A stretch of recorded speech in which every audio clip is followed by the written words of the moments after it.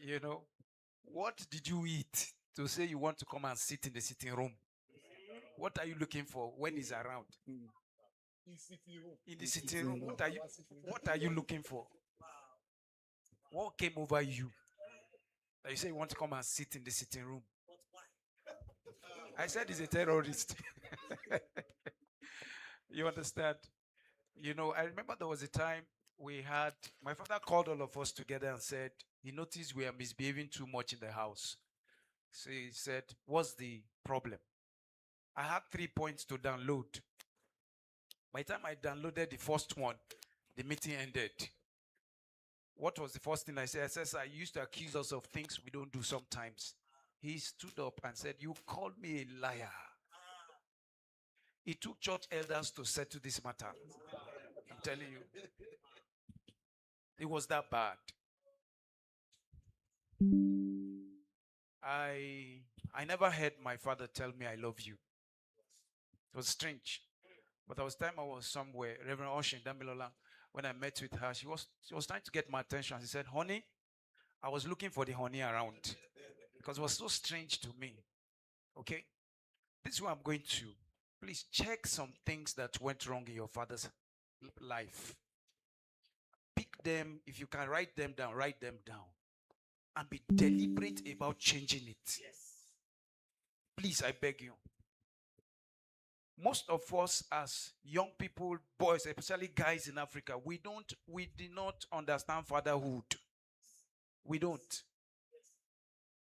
I was like somebody like Pastor One that shared his own story of his father who married how many wives now? 7 wives. My father gave birth to one. He married 9 children. And the 9 of us saw hell. So I told myself, when I started telling myself some things, and I started correcting some things deliberately. And for example, who are you to hug my father? What are you looking for? It's like hugging an electric polo. I'm telling you, hugging a transformer. What are you looking? What excited you that you said you want to go and hug? But when I began to give birth to children, I was intentional about, like he said, my children come back from school. If I learnt it, I was glad when Reverend Mrs. Adejuma confirmed it. Adejuma, she said when our children were younger, she sits down every day and makes sure they come to hug her. Research has revealed that there's a number of times you need to touch somebody for that person to be emotionally balanced. Okay? So we have to be deliberate about. So my children come back from school, even I'm on the bed, they will come to the bed, come and collect hug. So it was deliberate, and I began to mentor some things for them. Look at the things that went wrong, and I started correcting them deliberately. I can say categorically today, by the help of God, I'm a better father. Yes, I'm a better father. My daughter learned faith from me. She's in school right now. Okay, let me go back to that passion aspect that I talked about. Your children will not follow your words most of the time. They'll follow your passion. They follow your passion. Okay? My boy plays keyboard and he plays drums. He saw the passion and he went after it. My daughter, I didn't need to coerce my daughter to go and to read the course she's studying right now. She's studying theater at a media. Because she saw some things and patterned her life after it. Presently, she's making waves in her school. So much wave. In fact, people from other schools and other campuses are hearing about her. Her name has started spreading.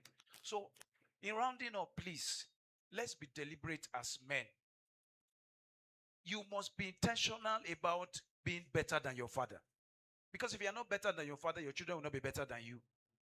If all you reflect to your children is who your father is, they will not do better. So you must be intentional to do better. And I'm sure my son will not contend with the demons that my father dealt with. So if you don't deal with them, your children will face it. Thank you. Thank you so much, sir. Thank you. Thank you.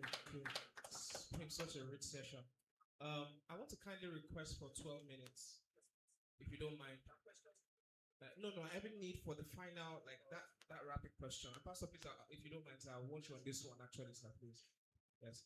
So I'm not going to call names, so we'll just go around. So the question is this, and I know that once I throw the questions, people will most likely be thinking about it too. So you may help us do a bit of people to call people's attention. All right.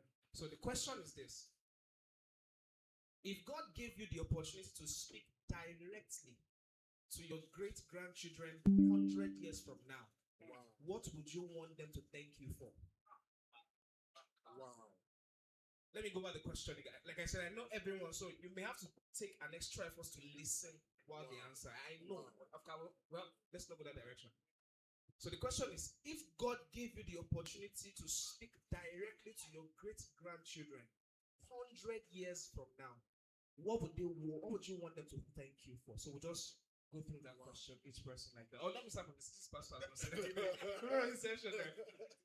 This is so beautiful.